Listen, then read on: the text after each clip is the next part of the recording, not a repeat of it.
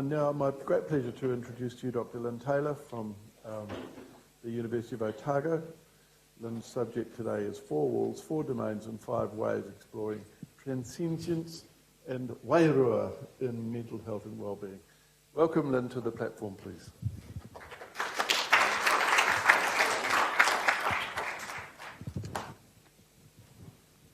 Thank you very much. Tēnā koutou katoa.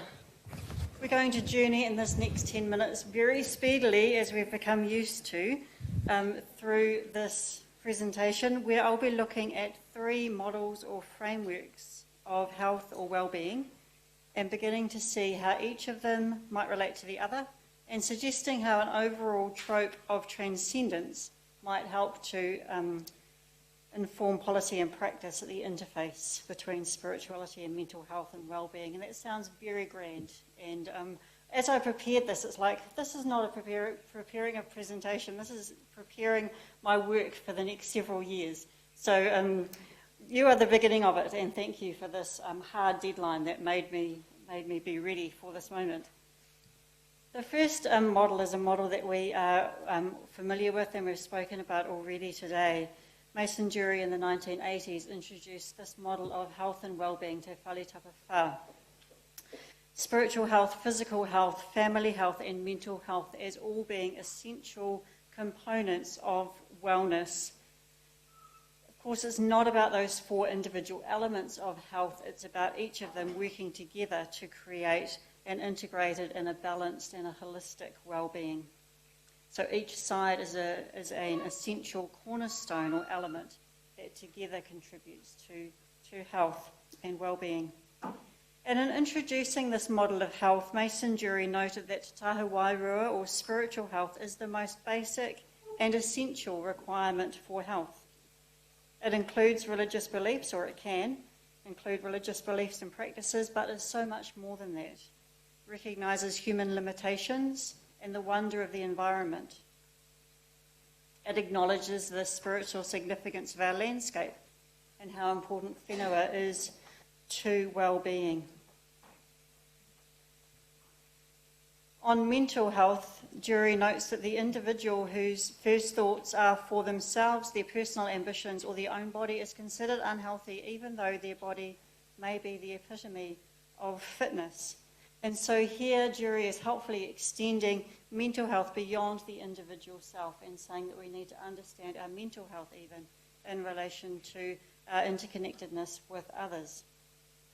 And so what we can take away from this model is, or one of the things we can take away from this model is the interconnected nature of well-being, as well as it's pointing to the primacy of spirituality and noting the beyond selfness of mental health.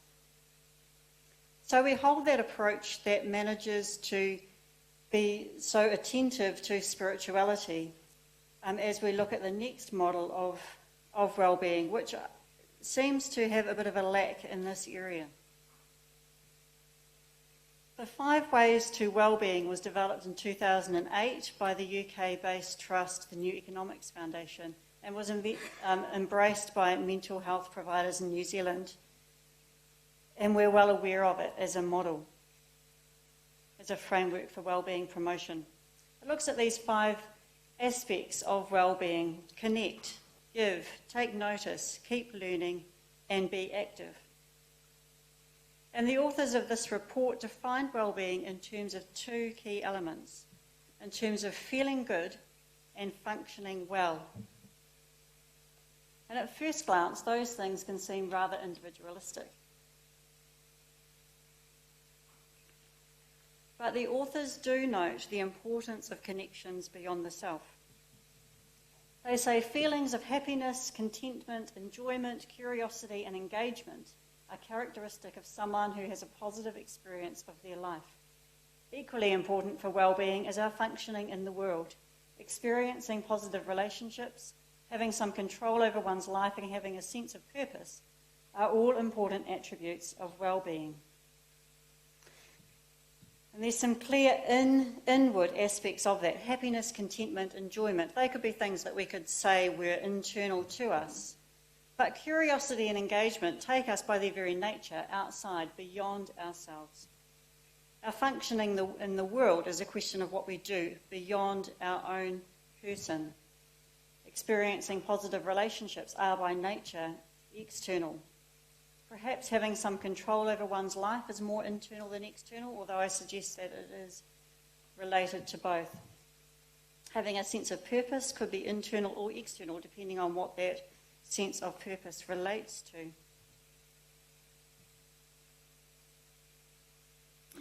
In New Zealand, the 5 ways to wellbeing has been contextualised with Māori terms, but has not, I suggest, been sufficiently infused with tikanga Māori because of the apparent neglect of wairua. Although they did address it as one of their days in the Mental Health Awareness Week over in this past year. This approach to wellbeing is evidence-based in its origins, and empirical research in the New Zealand context has affirmed its relevance. A survey of 10,000 adults in New Zealand demonstrated that levels of wellbeing increased with participation in each additional of these practices, regardless of a combination of these practices. However, the most important predictors of wellbeing were keep learning and take notice. This research used a flourishing scale to measure flourishing alongside participation in each of the 5 practices, and they used this set of thresholds from Harrison to determine what level of involvement in the practices people were engaging in. And the results showed that participating in any of these practices is good, and participating in many of these practices is better. So this graph shows on the bottom, the bars, the number of wellbeing practices that those they surveyed engaged in, and the line at the top shows their wellbeing score. And we see how the more that they were engaging in, the higher the level of wellbeing that they experienced. Of course, the data doesn't point to causality necessarily. Does engaging in the practices lead to improved wellbeing, or do people with high wellbeing engage in the practices? And so there's more research needed there in terms of perhaps some intervention control studies that help to clarify that. But however we look at it, there's a clear relationship between these sorts of practices and wellbeing. So the formulation of these practices and their demonstrated relationship to wellbeing is really helpful. But I'm also interested in why. Why does this relationship exist? Why do these practices seem to work? And I'm also aware that there's no explicit mention of spirituality in the practices, which in terms of our context here in Aotearoa, New Zealand, seems to me to be a lack.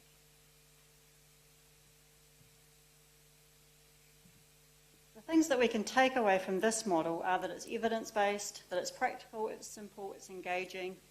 It's been adopted well in New Zealand and in other contexts as well, but we do need to note that sense of a lack of attention to wairua. Another model of wellbeing is all about spirituality, where the 5 ways to wellbeing perhaps neglects it. This model is about spirituality occurring in 4 different domains.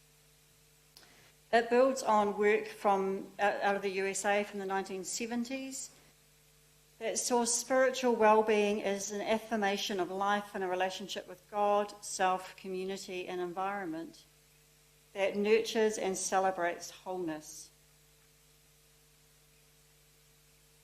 It emphasises the integration between all of these, between religious and psychosocial well-being, seeing spirituality as an integrating force in that. This approach is helpful as it rightly recognises that spirituality and spiritual well-being is not only about religion or church. The transcendental domain is one element, one domain of spiritual well-being. Rather, it recognises that we can or do experience well-being as we focus our attention on God, or when we have that sense of wonder and awe at the physical world, or when we engage in healthy relationships, and when we have that sense of purpose and significance. However, I think that the unspoken benefit of this approach is its attention to transcendence with a small t. while it names the transcendent other as one aspect or one dimension of spirituality, in reality, each of these dimensions call us beyond the self. And I want to call that transcendence with a small t.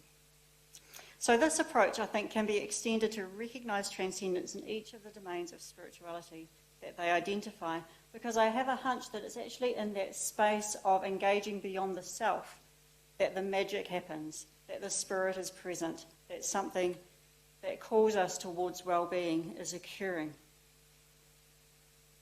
Because we're meant to be more than individual, isolated, self-focused persons, rather we're meant to be interconnected across each of the four dimensions.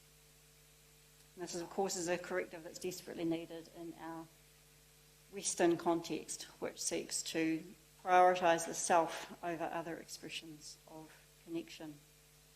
So I don't want to domesticate transcendence, but I wonder if we'd benefit from noting the wonder of beyondness beyond the self. I wonder if we would benefit from seeing transcendence as, or transcendence with a small t, as beyond the self, and seeing how that might help us to understand what's actually happening when we're coming and experiencing well-being. And so if we look very quickly at these 5 areas, these 5 ways to well-being, they all call us beyond the self. They all call us to transcend the self in some way. Connect, relating beyond the self. Give, contributing beyond the self. Take notice, being attentive, again beyond what we see immediately. Keep learning, engaging beyond what's already known, and being active, which is perhaps the most individually focused, but isn't it easier to be active when you're active with other people as well? So there we go. There's a beginning of a project for me. I'd love to hear your questions and your comments.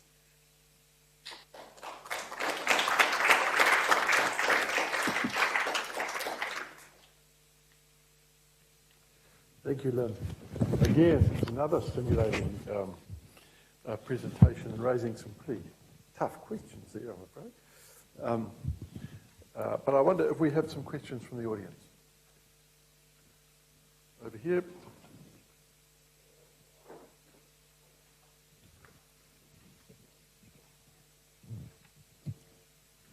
Oh, kia ora, I'm Lucy Daith. I work for the Canterbury District Health Board. First, a comment. I feel a little bit defensive of the 5 ways because I see them by my definitions as very spiritual. And I wonder in the meta-review of the literature how much coherence there was about the evidence about spirituality because it was so diverse that it was hard to find it. But my question is, would you consider in your research thinking about what that 5 ways evidence said about access to nature, whether that is actually a 6th way in Aotearoa because we are so shaped by the land in a way that they're probably not in the UK, whether the 6 ways might incorporate some of that spiritual dimension? Yeah, I think you're absolutely right that spirituality infuses all of these ways. And so my comment about explicit attention to it is that it doesn't come up as a word that's mentioned in relation to it. But I think that's what I'm arguing, that yes, that sense of spirituality, that sense of beyondness is there in it, but I think we might need to make it a little bit more explicit. In terms of the nature thing, that's a really interesting one. I think I see that a bit in the take notice, maybe. And again, maybe that's infused through the elements of the 5 ways, because again, in Connect, we're connecting with whenua. Okay. Ah, right, got you, yes. In New Zealand. Yeah, yep, very cool. Yep. Thank you. Peter, is it? Yes. Yeah, hi, thank you. My name is Peter. I'm from bottom of the South Island, and I'm a writer of spiritual literature. And I very much connect with your idea of transcendence with a small t, because that is essentially what I have been engaged with for a number of decades now. And I would like to contribute to this community by offering some brief information about that, and I wondered if you would be willing to receive that. Yes. Thank you. Absolutely.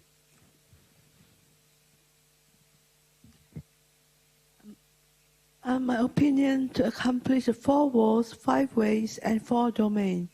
I think we need to have a practicing faith, like for example the Holy Bible as a basis that help us to have our relationship with God, and from there we can achieve peace to attain all its ambition. This is my opinion. Salvation Army runs some large lodges in Auckland and in Christchurch, and people there are often going to or from prison. They may be refugees, they may be homeless. Many people who have fallen right to the bottom of the ground, and someone said the other day didn't know that going to the bottom of the heap meant there was a couple of basement levels as well. But one of the things that I find interesting about the statistics that the Army gathers in this area is relationships. These people have almost no relationships. Now, either they... Well, here I am giving a speech myself. I should ask a question. Where does relationship fit in this idea of transcendence? Yeah, I think that's part of the lie that we've been sold over the past 500 years or so in terms of our individual selves and how we can be individual units and somehow be healthy in that. And I think that relationships are essential to life and well-being, and if we're not embedded into relationships, then it's a whole lot more difficult to be healthy and whole. Another question? Thank you. Kia ora, thanks for your talk. My name's Michelle, and I was working on a wellbeing resource for schools.